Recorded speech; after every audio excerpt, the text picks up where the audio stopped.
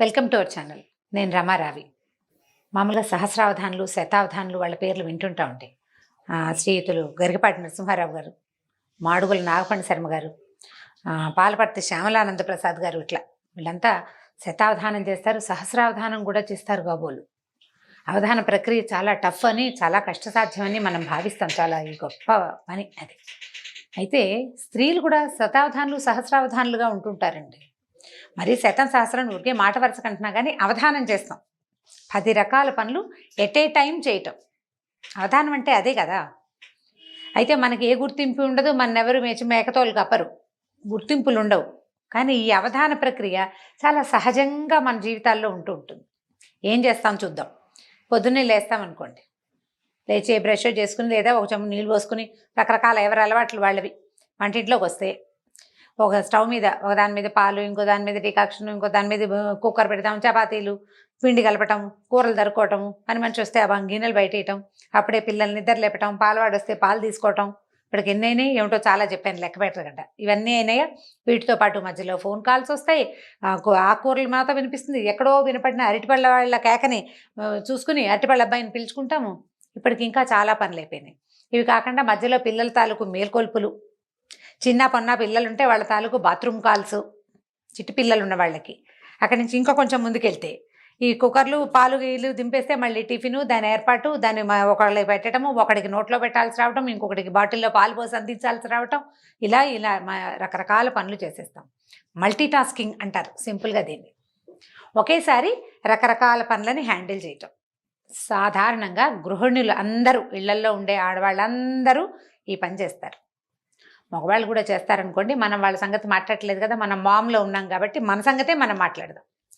ఈ multi tasking హ్యాబిట్గా, అలవాటుగా ఉండి చేయగలిగే వాళ్ళు గెలిచేస్తారండి ఏదో రకంగా. అప్పుడప్పుడు ఫెయిల్ అవుతుంటాం. ఈ పట్టుకెళ్తున్న గిన్నెలో ఏదో ఒకటి పడిపోతుంది, పాలు పొంగిపోతాయి, డికాక్షన్ పోస్తుంటే పక్కకు పడిపోతుంది, ఇడ్లీ పెడితే నీళ్లు కొట్టేస్తాయి, దోశలు ఎన్నిసార్లు వేసినా ఏమిటో మొదటి దోశలు 3-4 దోశలు చెడిపోతాయి, రోజు చేసే చపాతీ ఒక్కరోజు అదేదో దేశపు పటం వస్తూ ఉంటుంది. ఇలా ఏవో చిన్న చిన్నవి అవుతాయి అనుకోండి, చేజారి పడిపోవటాలు, కప్పులు పగిలిపోవటాలు, అవన్నీ న్యాచురల్గా జరుగుతాయి. అయినా కూడా ఈ పని అంతా చేస్తూ ఉంటాం.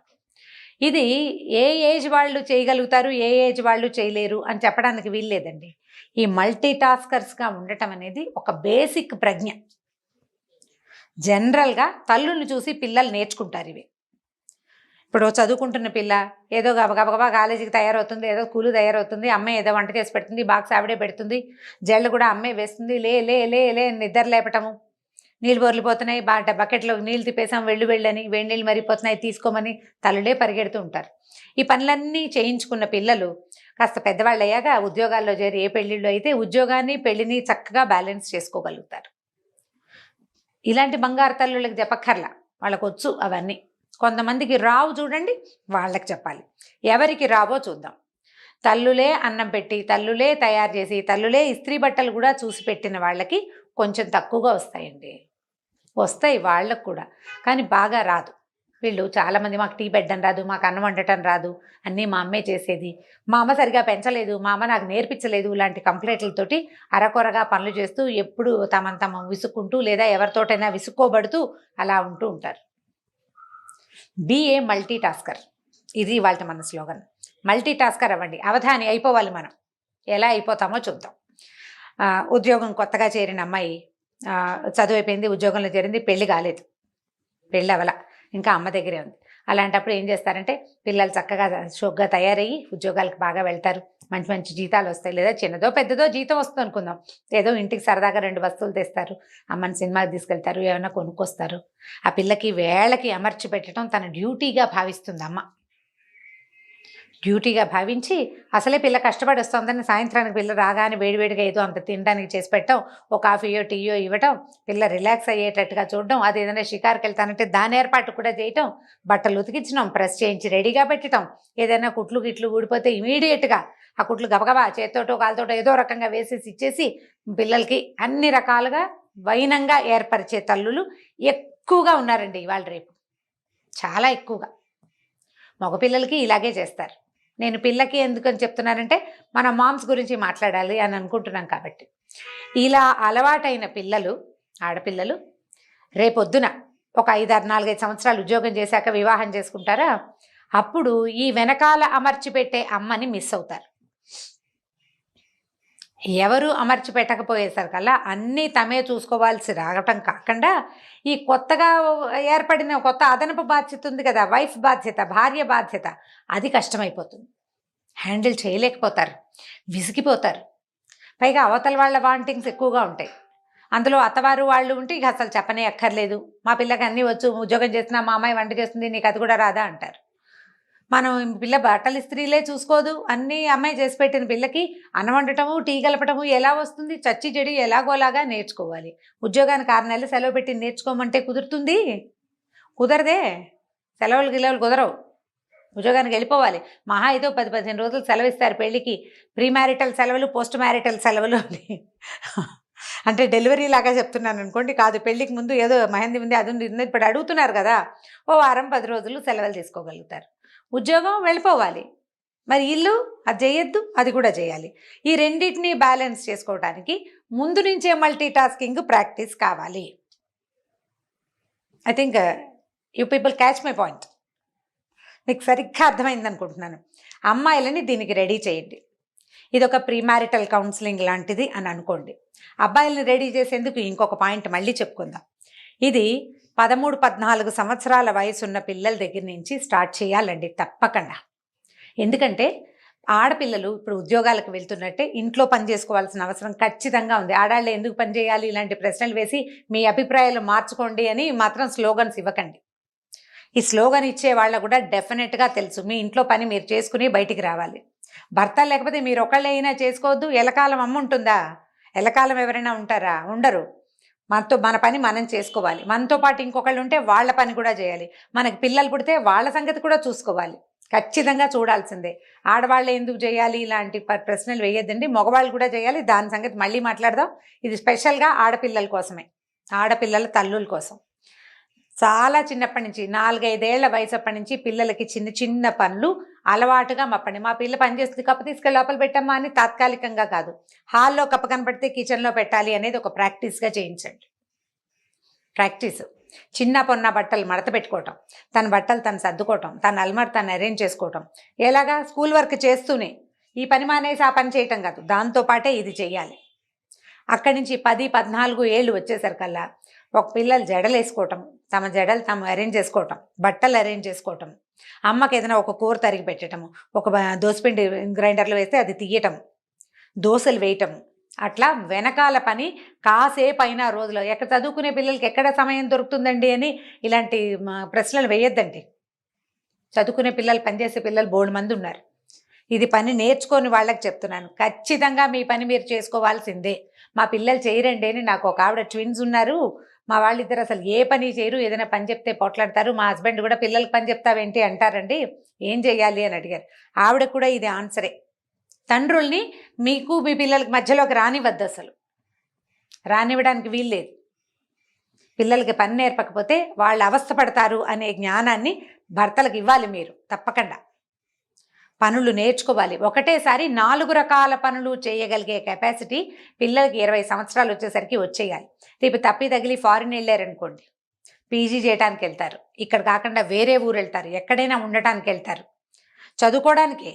పెళ్ళిళ్ళు అవ్వక్కర్లా, చదువుకోవడానికి వెళ్ళినా ఫారిన్ వెళ్ళిన పిల్ల దాని గిన్నెలు దోముకోవాలి, వంట చేసుకోవాలి, బట్టలు ఉతుక్కోవాలి, వాషింగ్ మెషిన్లో అయినా సరే, కాలేజ్కి వెళ్ళాలి, అక్కడ వర్క్ చేయాలి, మళ్ళీ ఫుడ్డు, మళ్ళీ వచ్చాక గిన్నెలు నోరు తెరుచుకుని చూస్తూ ఉంటాయి.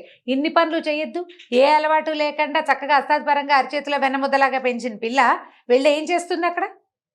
ఎంత ప్రెషర్కి లోనవుతారు.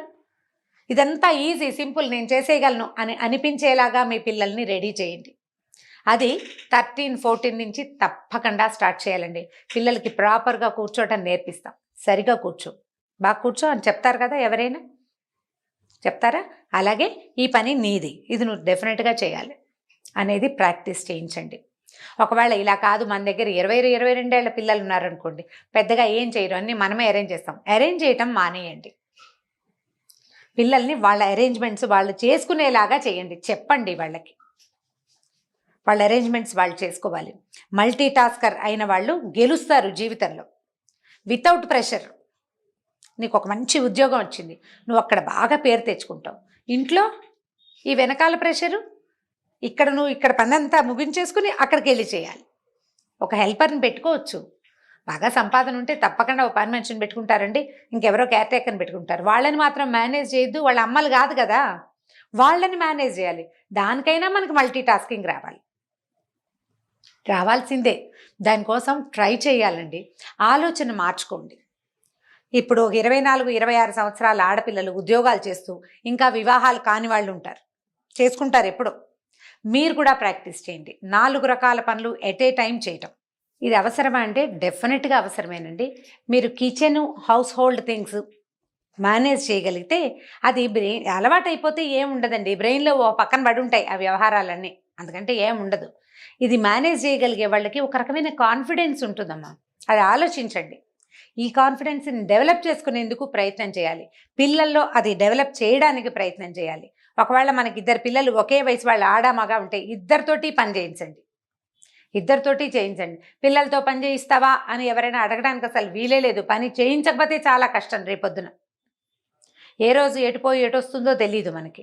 4 పనులు అన్నీ చేసుకోవాల్సిందే. బజార్ వెళ్ళి కొన్ని కూరలు తేవడం, కూరలకి మనతో పాటు పిల్లల్ని తీసుకెళ్ళి సెలెక్షన్ ఇలా ఉండాలి, టమాటాలు లేదా క్యారెట్ని ఇలా తీసుకోవాలి, తోటకూర ఇలా చూసుకోవాలి అని 4-5 సార్లు చెప్తే ఆటోమేటిక్గా వస్తుంది. అట్లా ప్రతి పని వాళ్ళు చేసుకోగలిగేలాగా చేయగలిగేలాగా చేయండి.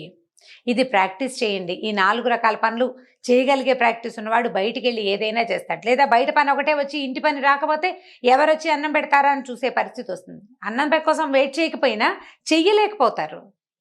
ఇంటిని మేనేజ్ చేయలేక స్ట్రెస్ ఫీల్ అవుతారు. ఈ స్ట్రెస్ మీకు వర్క్ మీద పడుతుంది. ఇది మీరు ఈజీగా అలవాటుగా చేసేసారనుకోండి, దీని ప్రెషర్ ఏముండదు. దీని దారి దీంది, దాని దారి దాంది. 2 సైమల్టేనియస్గా 2 రైలు పట్టాల్లాగా నడిచి వెళ్ళిపోతుంది జీవితం హ్యాపీగా. ఉద్యోగంతో పాటు ఇంటిని మేనేజ్ చేయటం అనే దాన్ని ప్రాక్టీస్ చేయండి. ఇది కాకుండా అంటే ఇంకొక పాయింట్ చెప్పాలనుకుంటున్నా. కొంతమంది ఒక టైంలో ఒక పనే చేయాలని భావిస్తారు. 2-3 పనులు చేయరు. కాఫీ తాగితే కాఫీయే తాగాలి, కూర్చుని స్థిమితంగా ఒక చోట కూర్చుని కాఫీ తాగాలి. అది అయ్యాకే రెండో పని. పొయ్యి మీద పాలు పెడితే ఆ పాలకేసే చూస్తూ ఉండాలి. రెండో పని చేయకూడదు. అంటే చేయలేరు. ఫోకస్డ్గా చేయాలి ఒకే పనిని అని భావిస్తారు. అలా అయితే టైం సరిపోదండి. ఒకవేళ మీరు కనుక అలాంటి డిజార్డర్ ఉండి ఇలాంటి ప్రాబ్లమ్స్ ఉన్నవాళ్ళు ఎవరైనా ఉంటే మన వ్యూవర్స్లో, అందుకోసం చెప్తున్నాను అనమాట. 2 లేదా 3 పనులని ఎట్ ఏ టైం చేసే ప్రాక్టీస్ ఇవ్వండి బ్రెయిన్కి. 2 లేదా 3 పనులు. మామూలుగా మనం ఏదైనా రాయాలనుకోండి, చూసి రాయాలి, చూడాలి, రాయాలి, 2 పనులు కదా. లేకపోతే వినాలి, రాయాలి, 2 పనులు. మనకే వచ్చింది రాయటం ఒక పనే, లోపల ఉన్నది బ్రెయిన్లో ఉన్నది. చూసి రాత, విని రాత, 2 పనులు కదా.